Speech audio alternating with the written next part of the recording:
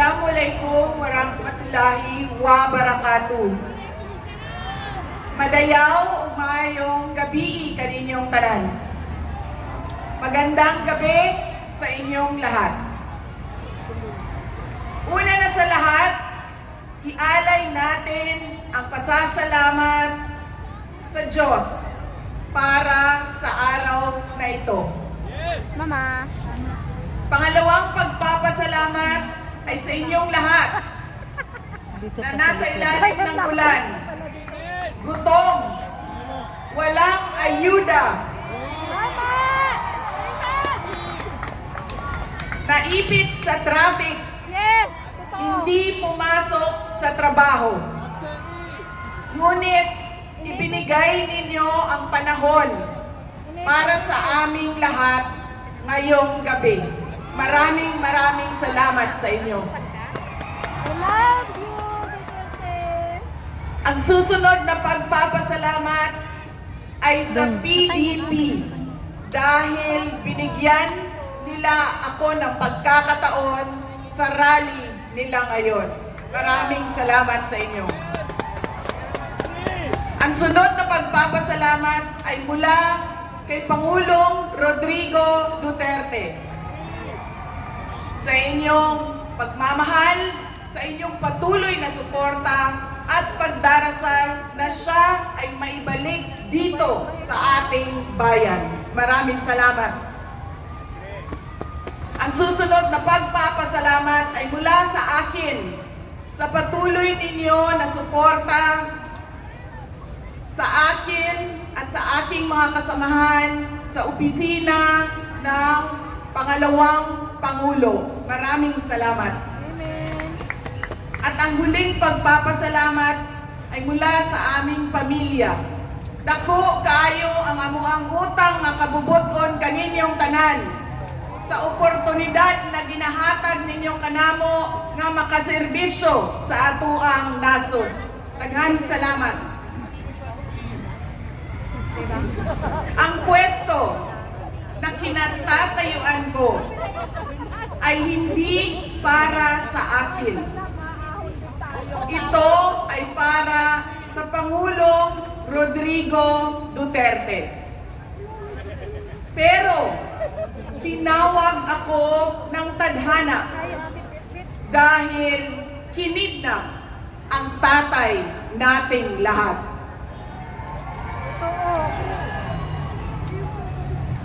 Sa pagkakataong ito, nakatayo ako sa entablado at humaharap sa inyo, hindi bilang kandidato.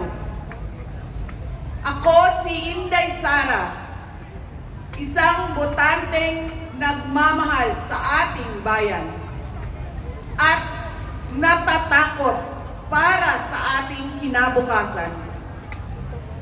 Mga kaigsuunan ko, iniibig ko ang Pilipinas. Iniibig ko kayong mga Pilipino.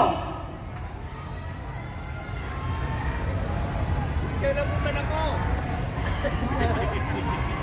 I love you too.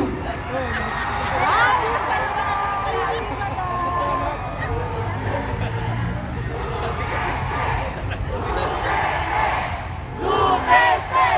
Duterte! Duterte! Duterte! This election will decide the future of our country. Ang boto ninyo ang magbibigay katiyakan kung maituloy ang pagbabago o tuloy-tuloy na lang tayo sa kapahamakan. Filipinos deserve better. Nagpapasalamat ako dahil nandito pa rin kayo at nakikinig sa akin sa kabila ng kaliwat kanan na paninira nila. In the past months, my name and my family's name have been dragged through the mud. I have repeatedly said it before and I will say it again now. I am not the problem of this country. Oo. Hindi ako ang problema ng Pilipinas. Tama. Totoo yan.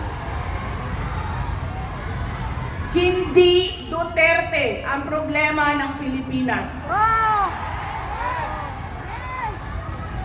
Sino nga ba Alam na. ang tunay na makikinabang kung tuluyan ng burahin sa mundo ang pamilyang Duterte? Uy, alam na kung sino. Diyos ko, wag naman, Lord.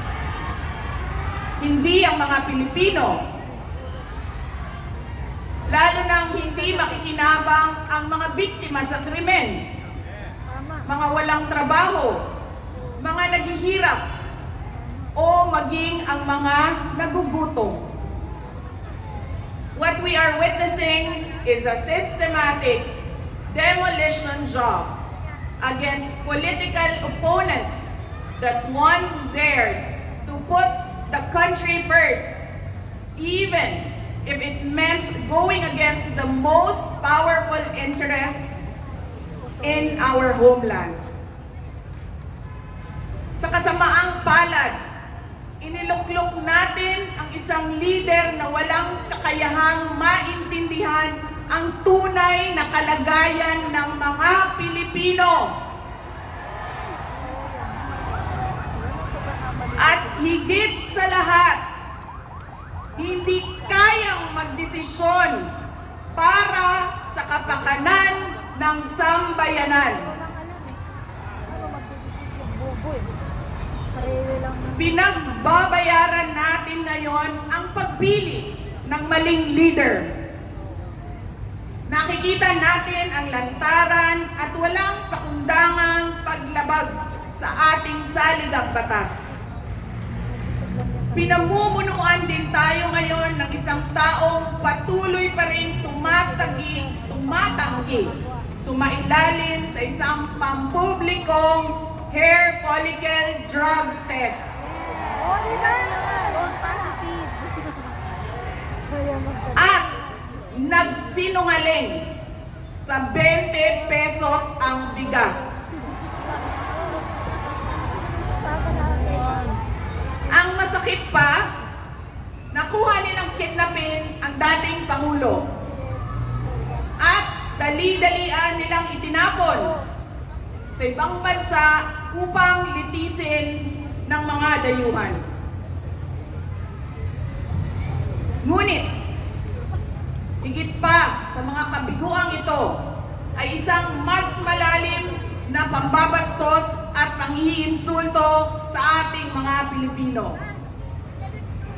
Iniinsulto nila tayo sa paggamit ng ayuda upang bilhin ang boto ng mga tao.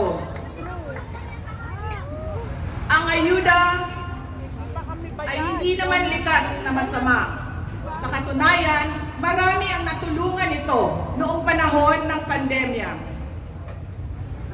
Ngunit, kapag ginamit ito para manipulahin kayo at pagsamantalahan ang inyong kahirapan upang manatili sila sa kapangyarihan, nagiging sandata ito ng pang-aabuso. Again, Filipinos deserve better.